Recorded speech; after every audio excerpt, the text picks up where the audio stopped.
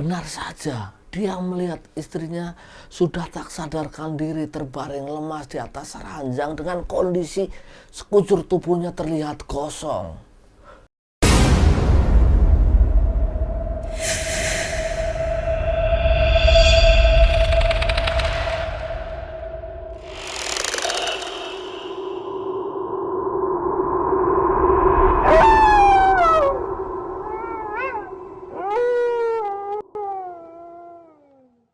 Assalamualaikum warahmatullahi wabarakatuh. Ketemu lagi di channel Cerita Mbah Jono, channel yang akan berbagi kisah-kisah nyata seputar dunia mistis. Dan pada kesempatan malam hari ini saya akan mencoba mengisahkan sebuah cerita yang dikirim melalui email ke redaksi dari tim Mbah Jono. Dan cerita ini dikasih judul Tumbal Penarikan Mas Goib. Jeng jeng jeng jeng jeng.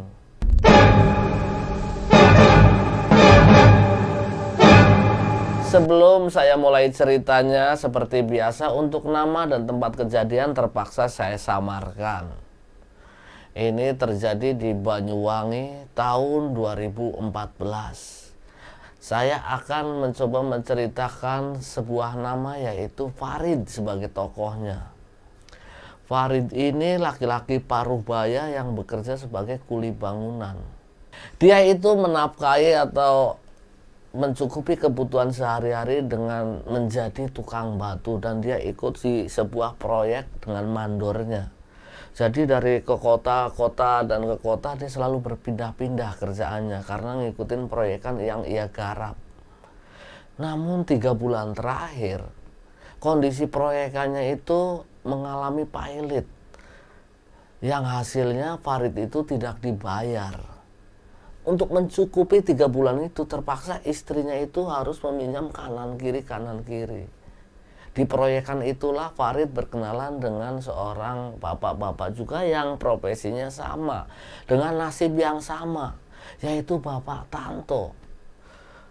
Namun Bapak Tanto ini beda sama Farid. Farid itu sebenarnya orangnya lempeng-lempeng aja, beda sama Tanto.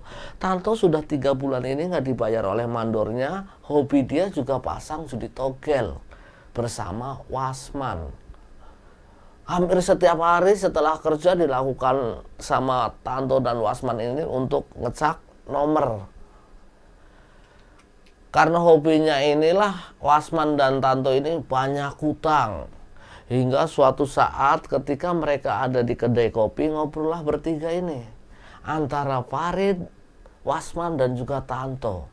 Aduh ini bro, kalau hidupnya begini terus aku bisa gantung diri ini bro. Kata Farid, lah memangnya kenapa? Ya kita kan udah 3 bulan kerja, kita mau pindah kerja juga, kerja kemana, nungguin bayaran dari mandor juga tak kunjung datang. Sementara istriku tuh setiap telepon ngomongnya duit. Stres aku sampai malas pulang ke rumah. Kata Farid. Ternyata alasan Farid itu juga diamini oleh Wasman. Wah apalagi aku nggak dibayar mandor pun utang aku udah banyak. Tahu sendiri tiap aku punya duit pasti pasang nomor. Nggak usah punya duit, nggak punya duit aja aku bela-belain ngutang ke bandarnya buat pasang nomor, ditalangin. Ini utang aku aja ke bandar nomornya sudah banyak banget. Aku pikir kalau tembus 3 angka, 4 angka aku akan bayar, tapi sampai sekarang utangku malah numpuk. Tiap malam aku kesana kaspon nomornya. Tanto pun demikian, sama nasibnya kayak si Wasman ini. Ketika lagi ngobrol itulah Farid akhirnya berpikir hal yang aneh. Dia bercerita kepada kedua temannya ini, bro, sebenarnya dulu itu aku pernah belajar ilmu di daerah Banten. Awalnya yang temennya ini nggak percaya, lah ilmu apa itu, ilmu matematika. Bro ini serius, aku pernah mempelajari bagaimana caranya mengambil harta goib. Wah, karena ada iming-iming harta, Tanto maupun Wasman itu tertarik yang awalnya meragukan. Sehingga Tanto dan Wasman maju-maju karena tertarik. Iya kan? Iya, tertarik kan, maju-maju kan? Kayak tarik tambang. Kayak tarik tambang. Mereka itu tertarik dengan topik pembicaraannya Farid, Ya udah bro, kita praktekin aja. Aduh, nggak sembarangan kalau praktekin begitu. Ada ritualnya, ada sesajen-sesajennya. Aku sih belum pernah melakukannya, tapi aku ingat aku punya catatan mantra-mantranya. Nah, itu biasanya nariknya di mana bro? Ya yang tempat-tempat mistis, ya kayak kuburan atau rumah tua. Kalau memang kita mau nyarinya harta, kita coba aja penarikan di rumah peninggalan zaman Belanda. Kali aja di situ ada harta-harta Soekarno, kata Farid. Farid yang memang belum pernah melakukan itu pun agak sedikit ragu sebenarnya. Karena atas desakan dari Tanto dan Wasman, mereka akhirnya sepakat nih, daripada kita puyeng nih, yaudah yuk kita coba, nggak ada salahnya. Toh kamu juga pasang nomor tiap hari, belum tentu hasil, tapi tiap hari dilakuin. Nah, kata si Tanto. Akhirnya Farid pun, iya juga ya, kalian juga nggak pernah tahu nomor keluar berapa, tiap hari pasang. Udah kita coba aja ritual ini. Sepakatlah mereka itu. Kita bagi tugas ya. Nanti aku pelajarin dulu apa yang pernah aku pelajarin itu. Aku inget-inget mantranya, aku cari tulisannya, sesajennya apa aja buat di sana. Nanti kita melakukan. Nah, untuk beli sesajennya kita patungan gimana? Setujulah mereka. Nah, akhirnya berbagi tugaslah mereka bertiga ini. Farid kembali mencari kitab-kitabnya itu, bagaimana cara melakukan penarikan harta goib tersebut. Sementara Tanto dan Wasman dikasih tugas untuk membeli sajen-sajen.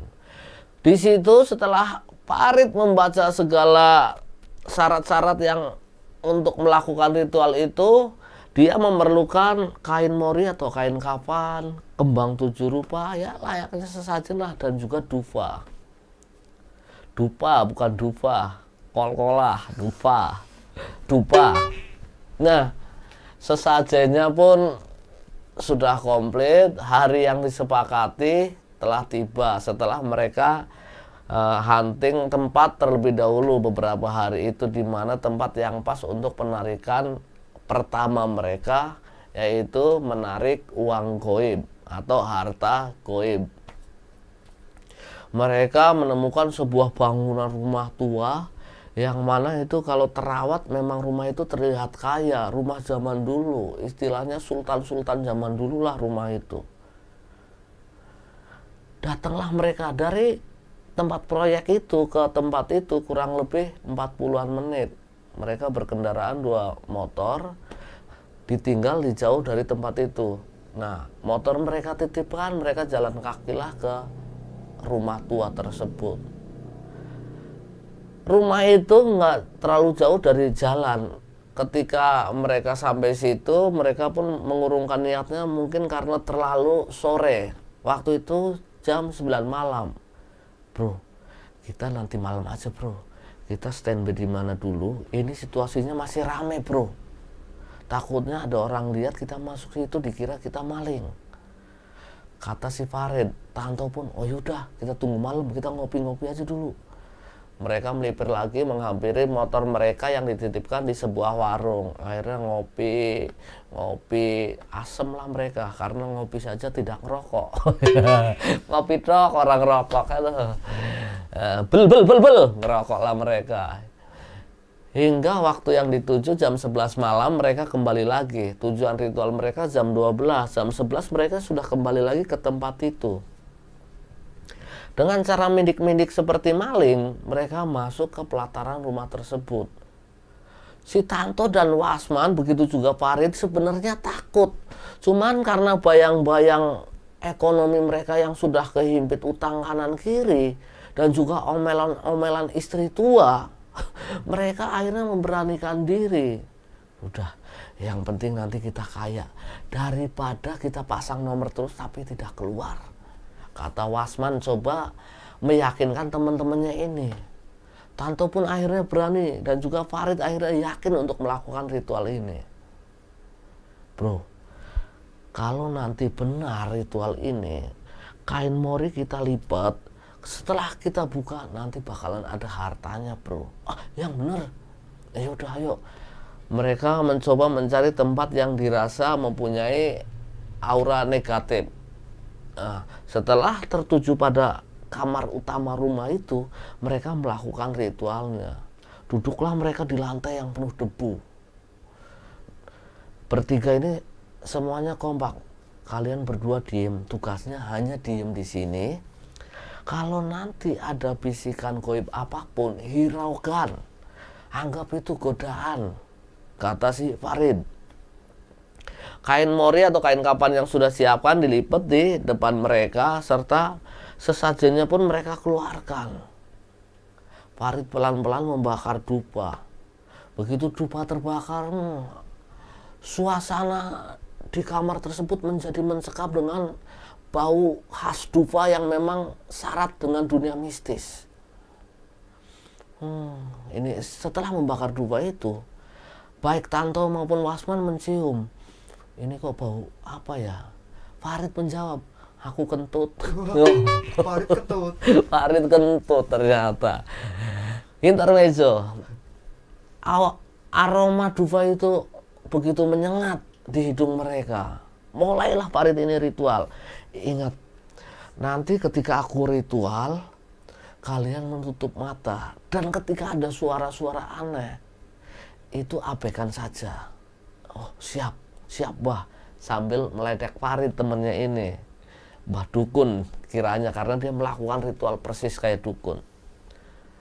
Ketika Farid sudah mulai melakukan ritual sesudah membakar dupa tadi, dia pun membaca mantra-mantra.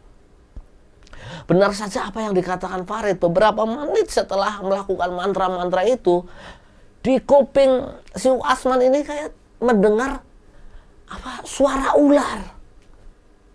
Krik, krik, itu krik. Suara jangkrik itu. Bukan ular. Bukan, kalau orang. Oh iya. Si Wasman mendengar suara ular. Dan ular itu bisa berbicara terhadap Wasman. Hai manusia, kamu serakah manusia. Sontak saja nih Wasman merasa ketakutan dan dia memegang keras-keras tangannya si Tanto yang ada di sebelahnya. Dia ketakutan tapi dia coba tahan. Intinya di situ masih ada temennya yang ia pegang. Makin lama suara itu hilang dari telinga si Wasman. Dan kali ini di telinga si Tanto. Kembali suara ular itu terdengar di kuping mereka. Hai manusia. Si Wasman pun langsung jawab, "Teteteteten, hormati ibumu yang melahirkan." Ini ular. Oh, ular Bukan Roma Irama. Oh, bukan Roma Irama, ini ular.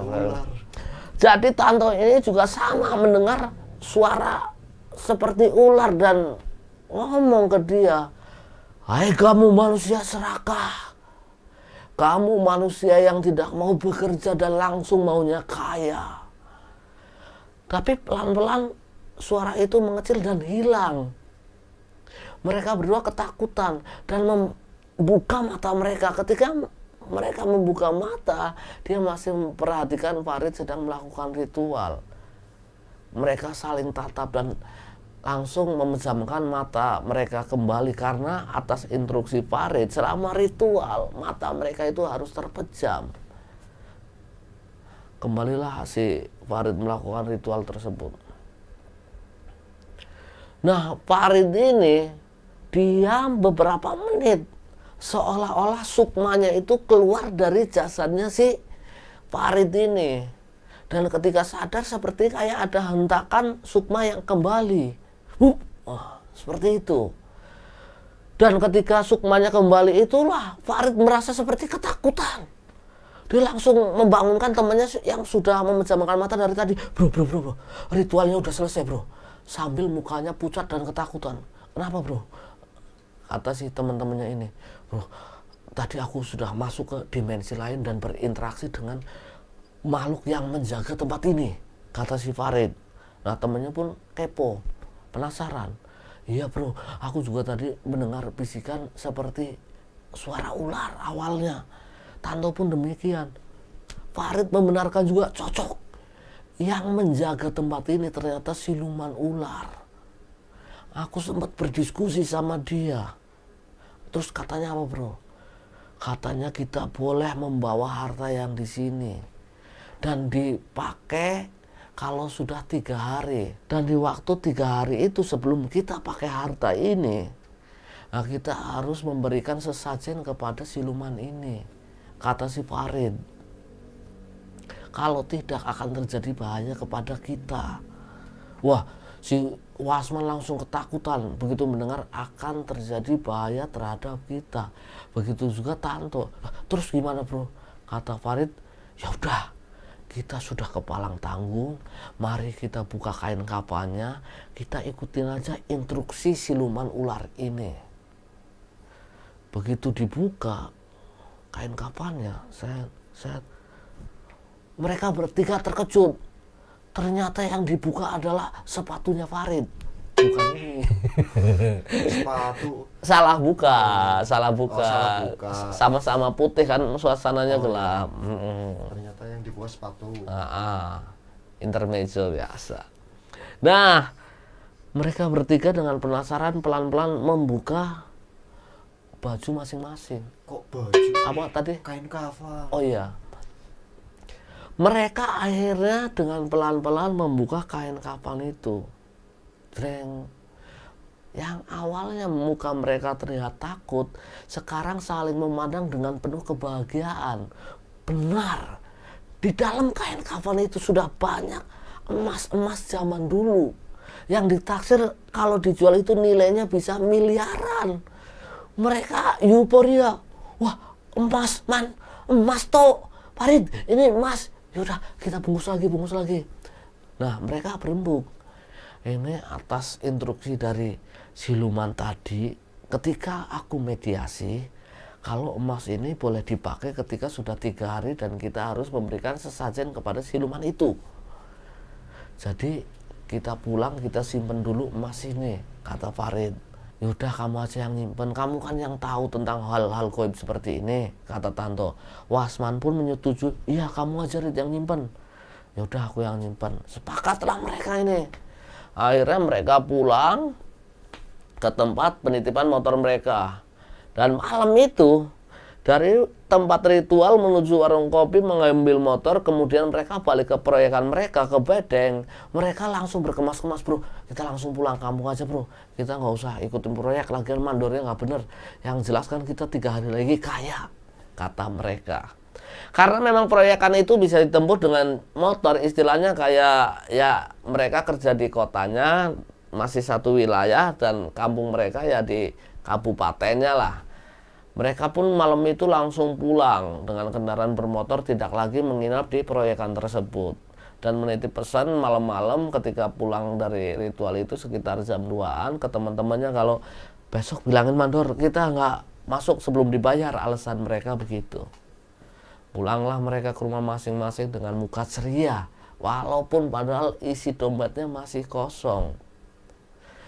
Baik Tanto, Wasman maupun Farid akhirnya pulang ke rumah masing-masing karena nyampe rumah itu jam 5 pagi. Mereka belum sempat berinteraksi atau berkomunikasi dengan keluarga karena memang keluarganya masih tertidur. Mereka pun tertidur. Ketika bangun agak siangan karena ngerasa suami mereka itu pulang merantau, istri-istri mereka pun menanyakan tentang hasilnya merantau. Kita ke keluarga Farid lebih dulu. Pak, tumben pulang. Ini kan masih hari Rebo, biasanya kan libur minggu. Emang udah gajian? Belum. Wah, istrinya langsung begitu mendengar belum langsung bertolak pinggang. Kalau belum ngapain pulang? Aku malah malu sama warung-warung sebelah. Nanti dikiranya suaminya pulang tapi kok nggak bayar utang. Dikiranya kita itu nggak mau bayar utang ke mereka. Jelas istrinya. Farid pun dengan santai, tenang aja. Kalau mereka nagih, warungnya kita beli. Nah emang bapak punya duit? Ya belum, cuma lihat aja 3 hari ke depan. Wah, siapa yang nantangin saya beli mulutnya, kata Farid. Nah kita balik ke rumahnya si Tanto nih.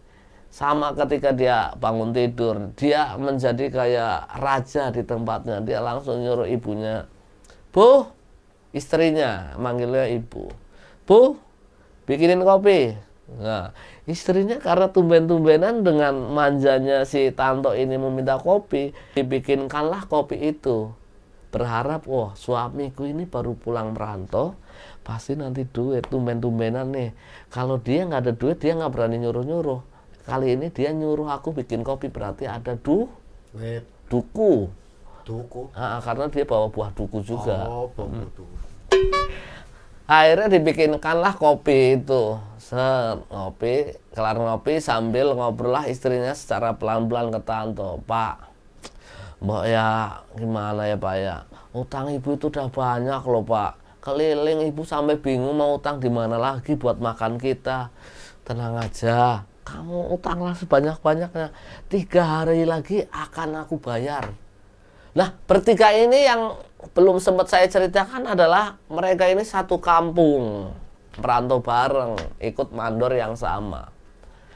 Itu di Tetangga berarti ya? tetangga lumayan jauh lah, mungkin ada yang tinggal di Pedukuhan, pokoknya beda RT lah. Oh, beda RT. Nah, kita ke rumahnya si Wasman. Suasana di tempat Wasman pun sama, istrinya sebenarnya galak, berharap suaminya pulang punya duit, dan Wasman pun menenangkan seperti Farid, seperti Tanto terhadap istrinya. Tenang aja, 3 hari kita kaya. Kita menceritakan tokoh utamanya yaitu Farid ini. Kita ke rumahnya Farid. Hari pertama lolos dilalui. Hari kedua, ketika ada seorang kredit harian nagih ke rumahnya itu, dia sudah seperti kayak preman nagihnya. Duduk. Bu, jangan ngumpet bu. Udah berapa kali ini nggak bayar? Mendengar itu suaminya membuka pintu. Utang kita berapa sih? Kamu nggak usah gedor-gedor, bikin malu aja teriak-teriak nagih. Ya kalau nggak mau malu ya bayar. Kemarin dulu itu kalau minjem manis, katanya mau di store ini udah berapa bulan, aku juga diomelin bos saya. Kata tukang kredit itu ini kredit duit ya, namanya bank harian lah kalau istilah di kampung-kampung. Bang detail. Bank retail. Terjadi perdebatan antara Farid dan juga tukang kredit itu yang akhirnya dilerai oleh warga sekitar. Udah mas, dia kan udah janjiin katanya 3 hari lagi dibayar. Nah, tapi sang kredit itu nggak mau, pokoknya nggak mau 3 hari, besok harus dibayar, besok. Kalau nggak aku bawa polisi ke sini untuk menagih. Saya ada bukti-buktinya kok, peminjamnya berapa, setorannya berapa, ada sanksi-sanksinya, kata tukang kredit itu. Akhirnya Farid pun mengiyakan, yaudah besok bayar. Daripada malu. Pokoknya saya bayar sama bunga-bunganya. Kalau perlu, kalau kamu dijual, aku bayarin, kata Farid dengan sombongnya menutupi malunya. Selepas tukang kredit itu pergi, Farid berbicara sama istrinya, tenang bu, besok bayar. Ibunya bingung, emang bapak punya duit? Kan bilang bapak nggak punya duit. Udah, besok bayar. Dan hari kedua, pagi-pagi sekali Farid pergi, nggak tahu tujuannya kemana, mungkin menghindari tukang kredit itu. Nah, pergi sampai siang dia belum pulang. Ketika tukang kredit itu datang pun istrinya hanya pasrah. Udah pak, mau dilaporin polisi mau enggak? Suami saya dari pagi belum pulang. Bilangnya pulang bakalan bawa duit. Kalau bapak sabar, besok kesini lagi. Kalau enggak terserah. Bapak mau diapain, mau teriak-teriak di sini sampai pagi, saya pasrah. Kata istrinya Farid. Karena melihat ketulusan dari istrinya Farid itu dan yang menjanjikan memang bapak Faridnya, tukang kreditnya setelah nengok kanan kiri di rumah Farid itu nggak ada barang yang bisa dia sita, akhirnya dia pun pergi. Udah, saya kasih waktu sehari lagi, besok saya kesini lagi, kata tukang kredit tersebut.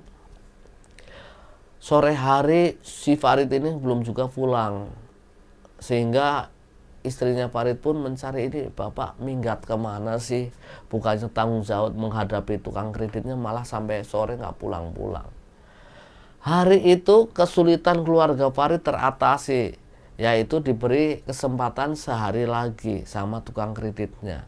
Dan di hari kedua mereka di rumah, kita balik ke rumah Tanto.